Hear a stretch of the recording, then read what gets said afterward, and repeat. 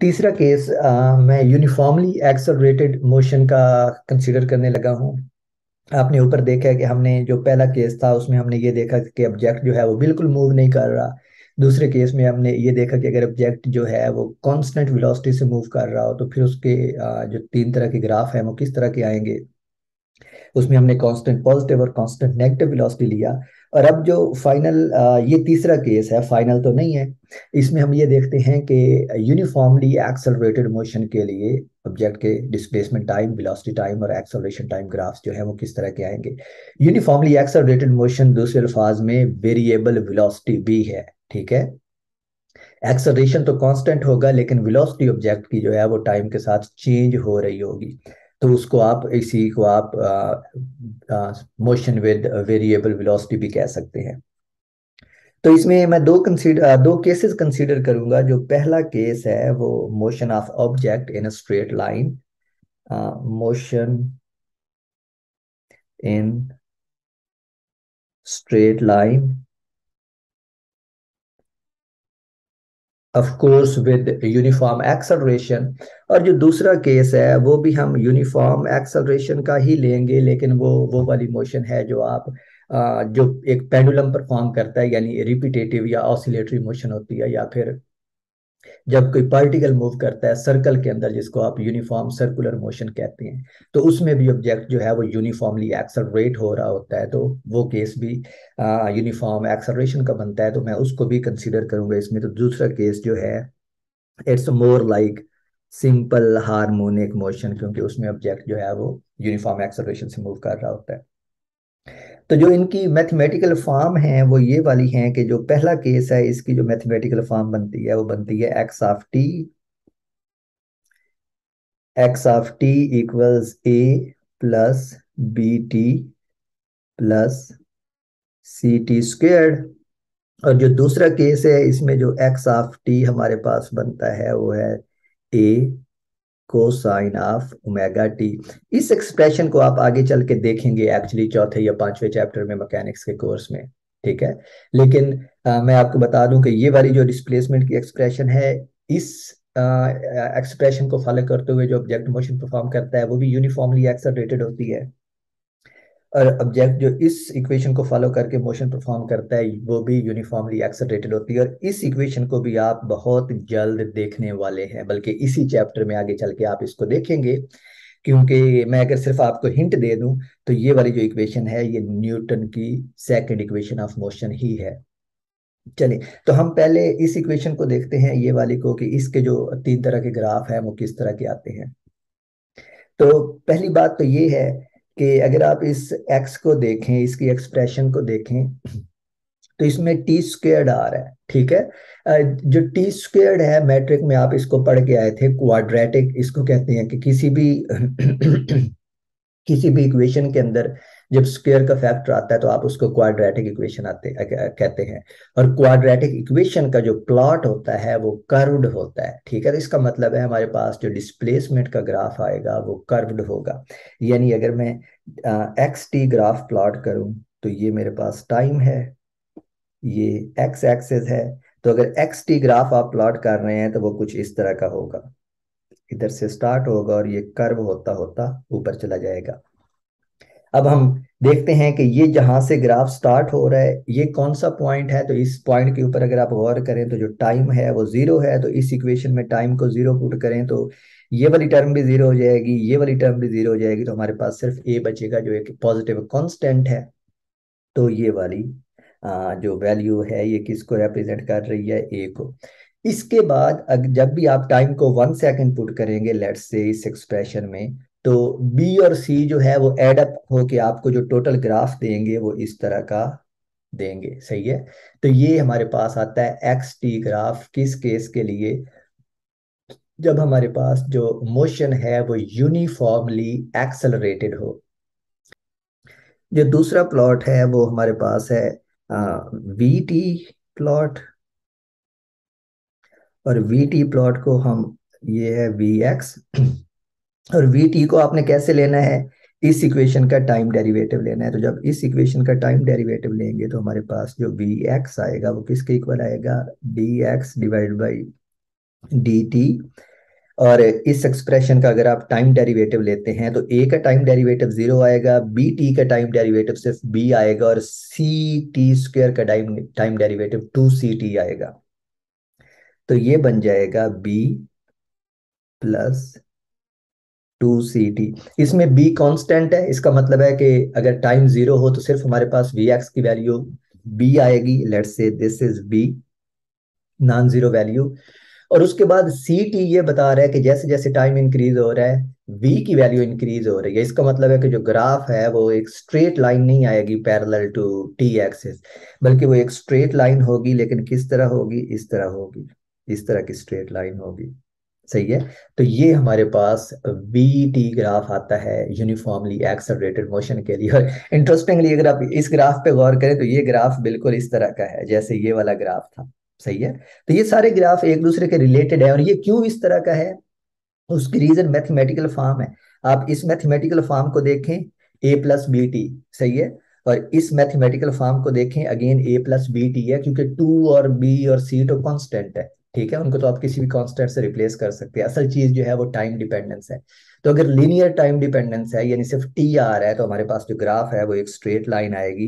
लेकिन वो straight line parallel to time axis नहीं होगी, बल्कि वेलोसिटी और टाइम के दरमियान में कहीं कुछ स्लोप होगा, कुछ नॉन जीरो पॉजिटिव स्लोप होगा। अब अगर आप इसी का x T acceleration T time graph draw करना चाहते हैं, तो टाइम और एक्सेलरेशन, ये रहा एक्स। तो एक्सेलरेशन आप कैसे कैलकुलेट करते हैं, a x equals d v x divide by d t. और वी एक्स आपने कैलकुलेट किया है ये वाला। इसका टाइम डेरिवेटिव लें तो बी का टाइम डेरिवेटिव 0, और 2 ct का टाइम डेरिवेटिव 2c आएगा, तो ये बन जाएगा 2c। तो इसका मतलब है कि जो एक्सेलरेशन है वो नॉन जीरो है और कांस्टेंट है। और नॉन जीरो और कांस्टेंट का मतलब है a line parallel to time axis with non zero value. तो इसका मतलब है जो हमारा प्लॉट स्टार्ट होगा वो इस पॉइंट से स्टार्ट होगा, और ये टाइम एक्सिस के पैरेलल चलेगा। और ये वाला जो पॉइंट है, ये वाला पॉइंट, इसकी वैल्यू क्या है हमारे पास, 2c। और डेफिनेटली सी की जो डायमेंशंस हैं वो वही डायमेंशंस है इस केस में जो एक्सेलरेशन की हैं। तो ये हमारे पास यूनिफॉर्मली एक्सेलरेटेड मोशन के पहले केस के ग्राफ्स हैं। दूसरा केस जो है, चलिए उस दूसरे केस को देखते हैं। Let's start the second case. और इसमें हमारे पास जो डिस्प्लेसमेंट है वो किसके इक्वल होता है, x of T equals a cosine of omega T. सही है। इसका प्लॉट आप कैसे ड्रॉ करेंगे, let's do it. This is the time axis, this is displacement axis, this is x of T. और अब हमने इसका प्लॉट ड्रॉ करना है। तो प्लॉट ड्रॉ करने के लिए क्या करेंगे, टाइम की वैल्यू 0 से स्टार्ट करते हैं और पुट करते हैं। जब टाइम को 0 पुट करेंगे इस एक्सप्रेशन में, तो टाइम 0, तो ये कोसाइन 0 बन जाएगा, और कोसाइन 0 1 के बराबर होता है, तो हमारे पास सिर्फ ए आएगा। इसका मतलब है कि हमारा जो ग्राफ है वो इधर कहीं किसी मैक्सिमम वैल्यू से स्टार्ट होगा और किसी मिनिमम वैल्यू तक जाएगा, ये प्लस ए और ये माइनस ए। उसके बाद कोसाइन को जब 90 पुट करेंगे, सही है, 0 से इंक्रीज करके, कुछ टाइम गुजरने के बाद लेट्स से कि टाइम की वैल्यू ये होती है कि एंगल जो है वो 90 हो जाता है, तो कोसाइन 0, कोसाइन 90 जो है वो 0 के बराबर होता है, तो एक्स जो है वो 0 हो जाएगा। तो इसका मतलब है अब एक्स जो है वो कहीं इधर आ जाएगा, इधर से स्टार्ट होगा और कहीं इधर आ जाएगा। कोसाइन 180 पे ये क्या होगा, -1, तो हमारी जो वैल्यू है वो किधर पहुंच जाएगी, माइनस ए पे पहुंच जाएगी। तो हमारे पास जो इसका ग्राफ आएगा वो कुछ इस तरह का आएगा कि ये यहां से स्टार्ट होता है और इधर से होता हुआ इस तरह का कर्व फॉलो करता है। ये कर्व आपको पता है ये कौन सा कर्व है, ये साइनोसाइडल कर्व है। ठीक है। तो ये इस तरह का कर्व बनाता है। Let me make it little bit better. लेकिन आपको अब कर्व का आइडिया हो गया कि हमारे पास जो कर्व आएगा वो किस तरह का आएगा। जी, तो इस तरह का कर्व आता है हमारे पास डिस्प्लेसमेंट टाइम ग्राफ का। और ये कर्व जो है ये साइनोसाइडल कर्व कहलाता है, आपने पहले भी देखा होगा।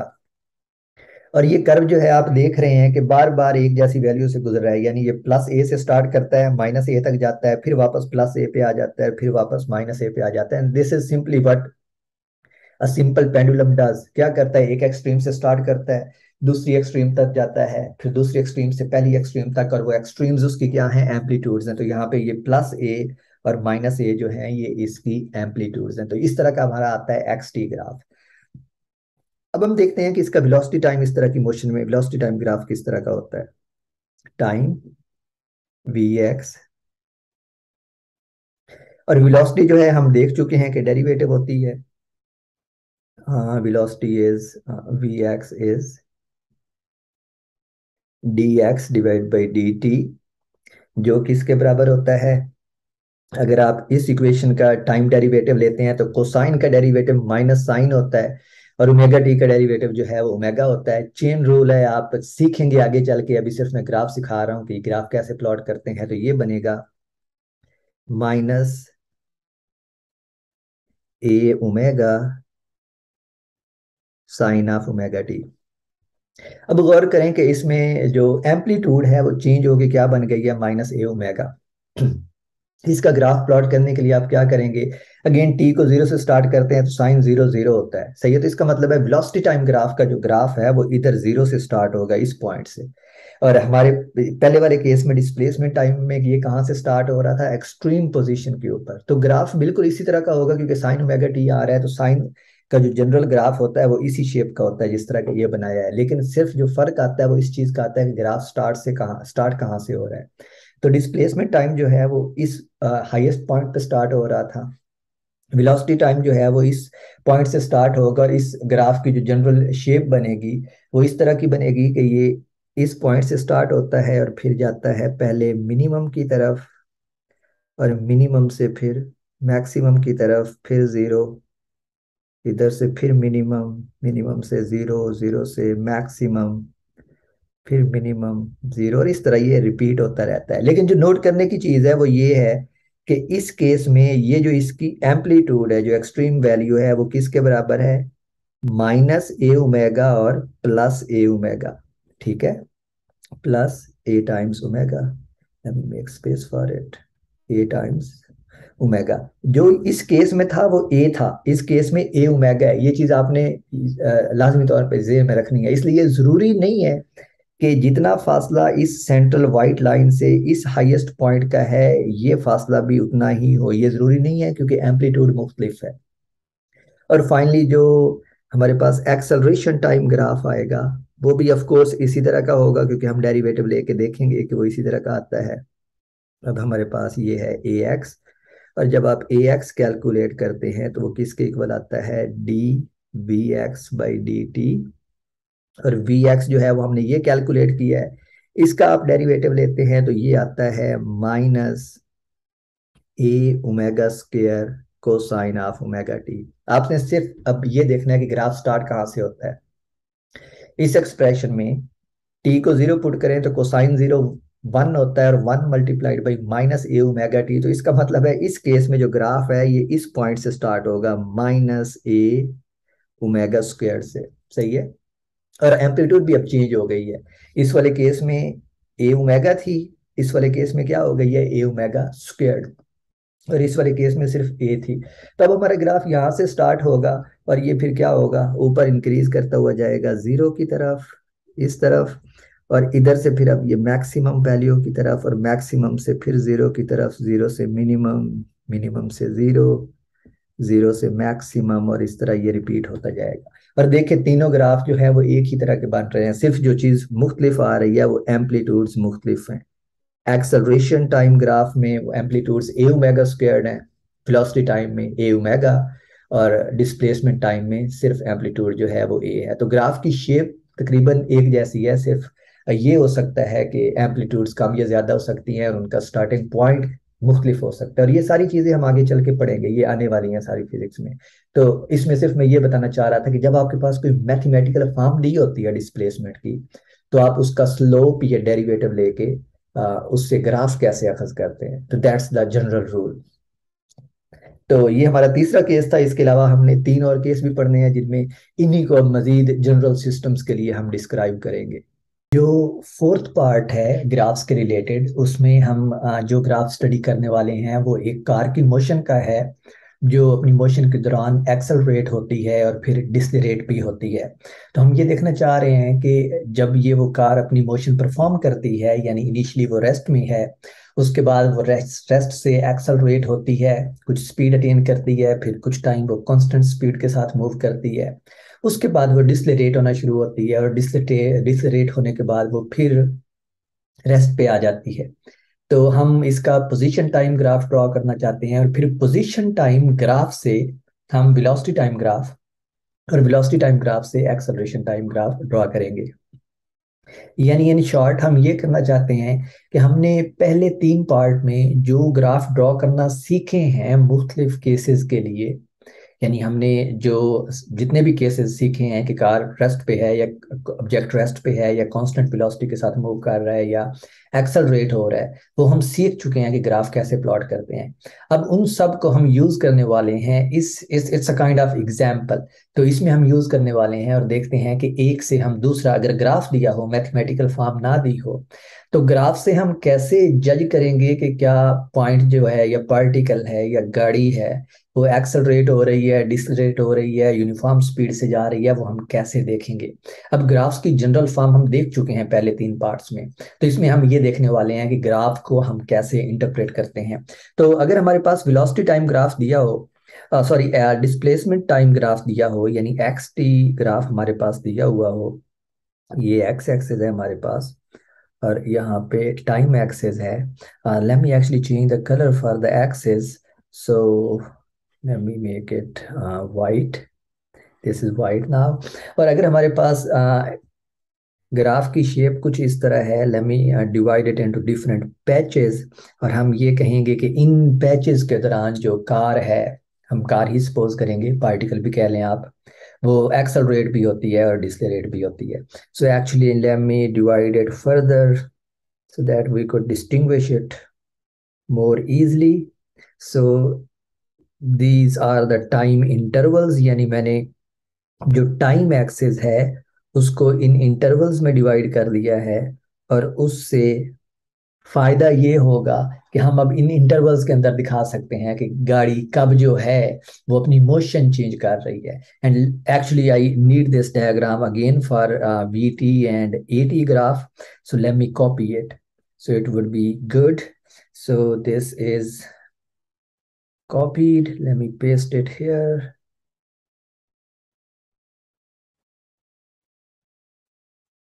paste it here. So this will be my VT graph, and then let me paste it one more time here, and this will be my AT graph. Okay, now we are good. So let's go back and draw the x t graph. So ये हमारे पास vertical axis x axis है, horizontal axis पे हम time को plot कर रहे हैं, और इनिशियली हम ये फर्ज करते हैं कि इस पैच के दौरान, ये जो जीरो से ये फर्स्ट डॉटेड लाइन तक है, इस पैच के दौरान गाड़ी रेस्ट पे है। ठीक है, तो अब अगर रेस्ट पे है तो आप देख सकते हैं कि उसका जो ग्राफ है वो एक स्ट्रेट लाइन आएगी ऑन द टाइम एक्सिस, क्योंकि उसकी पोजीशन चेंज ही नहीं हो रही। और यहाँ पे हम कोई कांस्टेंट इंट्रोड्यूस नहीं करवा रहे हैं, हम सिंपली ये कह रहे हैं कि अगर हमारा ओरिजिन ऑफ कोऑर्डिनेट भी यहीं पे है, तो गाड़ी जो है वो मीन पोजीशन के ऊपर है, रेस्ट के ऊपर है। दूसरे पैच के दौरान मैं कलर चेंज करता हूँ इसका, और दूसरे पैच के दौरान हम कहते हैं कि गाड़ी जो है वो एक्सलरेट होती है। तो अब अगर वो एक्सलरेट होगी तो उसका जो प्लॉट आएगा वो कुछ इस तरह का आएगा। ठीक है, और अब आप देख सकते हैं इस कर्व से कि ये जो येलो कलर का कर्व है ये ऊपर की तरफ कर्व हो रहा है। ठीक है, ऊपर की तरफ कर्व होने का मतलब है स्पीड टाइम ग्राफ के ऊपर जब ग्राफ जो है वो कर्व हो रहा हो, तो उसका मतलब है कि वो जो गाड़ी है वो एक्सलरेट हो रही है। ये भी हम ऊपर देख चुके हैं, let me actually show you. ये था हमारा speed time graph uniformly accelerated motion के केस में। ये देखें जो ग्राफ है वो ऊपर को कर्व हो रहा है, सही है। तो ग्राफ ऊपर को कर्व हो रहा है, तो इसका मतलब है कि जो गाड़ी है वो एक्सेलरेट हो रही है इस टाइम के दौरान। उसके बाद हम जो थर्ड पैच है, ये वाला patch, actually let me change the color to which color should I use? I ran out of colors. Let's use this one. और तीसरे पैच के दौरान जो गाड़ी है वो बिल्कुल स्ट्रेट जाती है लाइक दिस। सही है। तो अब straight line speed time graph के ऊपर किस चीज को रिप्रेजेंट करती है? Let's go back and check if you forgot. Straight line जो है स्पीड टाइम ग्राफ के ऊपर, स्पीड टाइम ग्राफ के ऊपर straight line, speed time graph के ऊपर straight line, so this is a speed time graph. और इसके ऊपर स्ट्रेट लाइन जो है वो किस चीज को रिप्रेजेंट करती है? कांस्टेंट वेलोसिटी को। ठीक है। तो इसका मतलब है कि इस पैच के दौरान जो हमारा पार्टिकल है वो कांस्टेंट पॉजिटिव वेलोसिटी के साथ मूव कर रहा है, क्योंकि ये वाला जो ग्राफ है ये क्या है? कांस्टेंट वेलोसिटी के लिए। और कांस्टेंट वेलोसिटी के कर्व के लिए के ऊपर हम जो एक स्ट्रेट लाइन है जो पैरेलल टू टी एक्सिस नहीं होती, वो किसको रिप्रेजेंट करती है? कांस्टेंट वेलोसिटी को। तो इसका मतलब है कि ये वाला जो रीजन है इसके दौरान पार्टिकल जो है वो कांस्टेंट वेलोसिटी के साथ मूव कर रहा है। उसके बाद नेक्स्ट रीजन में हम इसको यूं बना लेते हैं, let me pick another colour. Next region में हम इसको यूं बना लेते हैं कि ये इस तरह जा रहा है। And this is very important to note again कि अब जो हमारा कर्व है, let me increase it little bit higher. अब जो हमारा कर्व है, ये जो ग्रीन वाला कर्व है, ये है तो इसी तरह का जैसे ये येलो वाला कर्व है, लेकिन येलो वाला कर्व क्या हो रहा था? ऊपर की तरफ जा रहा था। Let me actually draw it on the side. So अगर आपको रिव्यू याद नहीं है तो अगर हमारे पास स्पीड टाइम ग्राफ के ऊपर कर्व इस तरह जा रहा हो तो इसका मतलब होता है एक्सेलरेटेड मोशन। ठीक है। और अगर स्पीड टाइम ग्राफ के ऊपर कर्व जो है वो इस तरह जा रहा हो, let me use the same colour. अगर ये कर्व इस तरह जा रहा हो तो इसका मतलब होता है डिसलेरेटेड मोशन। सही है। तो ये वाला जो कर्व है ये हमारे पास है, let me right it here, not this colour. तो ये वाला जो कर्व है ये है एक्सेलरेटेड मोशन, और जो ये वाला कर्व है ये है डिसलेरेटेड मोशन। ठीक है। डिसलेरेटेड मोशन का मतलब है कि उसकी जो स्पीड है वो डिक्रीज हो रही है टाइम के साथ। लेकिन यहाँ पे एक और इंटरेस्टिंग चीज भी है, स्पीड डिक्रीज हो रही है लेकिन particle still positive x axis की तरफ ही मूव कर रहा है। जो डायरेक्शन है वेलोसिटी की वो चेंज नहीं हो रही। ठीक है। पार्टिकल देखें अब भी ऊपर की तरफ ही जा रहा है। सही है। और उसके बाद नेक्स्ट पैच हम यू कंसिडर कर लेते हैं कि पार्टिकल जो है अगेन सेम कलर, और अगेन पार्टिकल जो है वो क्या हो जाता है? पैरेलल टू एक्स एक्सिस हो जाता है, और ये मोशन वो बरकरार रखता है। Sorry, parallel to t axis, क्योंकि हमने टाइम को एक्स एक्सिस के ऊपर ही लिया हुआ है, और ये अपनी मोशन को बरकरार रखता है। ठीक है। तो ये हमारे पास उस पार्टिकल की मोशन है। तो हमने क्या देखा यहाँ पे? इस पैच के दौरान वो रेस्ट के ऊपर है। इस येलो पैच के दौरान वो क्या करता है? एक्सेलरेट होता है। सही है। और हमारे पास जो ग्राफ है वो कर्व्ड ग्राफ है इस तरह का। तो जब भी curved graph speed time graph के ऊपर आता है, यानी एक्स टी ग्राफ के ऊपर आता है, तो इसका मतलब है जो पार्टिकल है वो एक्सेलरेट हो रहा है। उसके बाद हमारे पास ये वाला पैच था जिसमें एक स्ट्रेट लाइन आ रही है स्पीड टाइम ग्राफ के ऊपर, और straight line speed time graph के ऊपर जिसका स्लोप नॉन जीरो है, यानी वो ना टाइम एक्सेस के पैरेलल है और ना एक्स एक्सेस के पैरेलल है, बल्कि उनके दरमियान में कहीं जा रही है। तो slope zero, slope non zero है उसका। तो ये हमारे पास कांस्टेंट पॉजिटिव वेलोसिटी होती है। उसके बाद हमारे पास अगर स्पीड टाइम ग्राफ के ऊपर कर्व जो है वो कर्व डाउन हो रहा हो लाइक दिस, तो इसका मतलब है कि पार्टिकल डिसलेरेट हो रहा है लेकिन स्टिल अभी उसी डायरेक्शन में मूव कर रहा है जिस डायरेक्शन में पहले मूव कर रहा था, जो कि इंक्रीजिंग एक्स की डायरेक्शन थी। यानी पार्टिकल जिस लाइन में पहले जा रहा था उसी लाइन में अब जा रहा है, लेकिन अब उसकी जो स्पीड है वो वक्त के साथ साथ कम हो रही है, लेकिन स्टिल वो मूव करता जा रहा है। ये बिल्कुल वो सिचुएशन है जब कार जो है वो ब्रेक लगाती है। जब कार ब्रेक लगाती है तो जा तो आगे ही रही होती है लेकिन उसकी स्पीड कम हो रही होती है क्योंकि रुकने की तरफ जा रही होती है। और फाइनली ये वाला पैच जो है ये again parallel to time axis है। ठीक है। और पैरेलल टू टाइम एक्सिस जो है, जब भी कोई स्पीड टाइम ग्राफ आता है, let's go back and let me actually revise it. Parallel to time axis, so this one, right. तो जो डिस्प्लेसमेंट है पार्टिकल का वो नॉन जीरो है, ठीक है। अदरवाइज वो क्या है, रुका हुआ है। और ये देखें हमने किसके लिए बनाया था, नो में no motion at all. No में मोशन एट ऑल का मतलब है कि ये बी जो है ये रिप्रेजेंट कर रहा है कि अब पार्टिकल ओरिजिन पे नहीं है, बल्कि ओरिजिन के लिहाज से कुछ फासले के ऊपर मौजूद है, लेकिन उस फासले के ऊपर रुका हुआ है। तो हम इस सिचुएशन में कहेंगे कि जो पार्टिकल है वो फिर से रुक गया है। चलें, ये था हमारे पास एक्स टी। और अब इस एक्स टी को देख के हमने ड्रॉ करना है वी टी ग्राफ, ठीक है। हमने वी टी ड्रॉ करना है। एक्स टी दिया हो तो वी टी ड्रॉ करना आसान है, ठीक है। ये वाला पहला पार्ट जिसमें पार्टिकल रेस्ट के ऊपर है।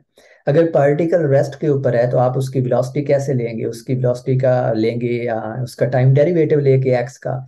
और अगर वो रेस्ट के ऊपर है तो उसका टाइम डेरिवेटिव भी जीरो आएगा।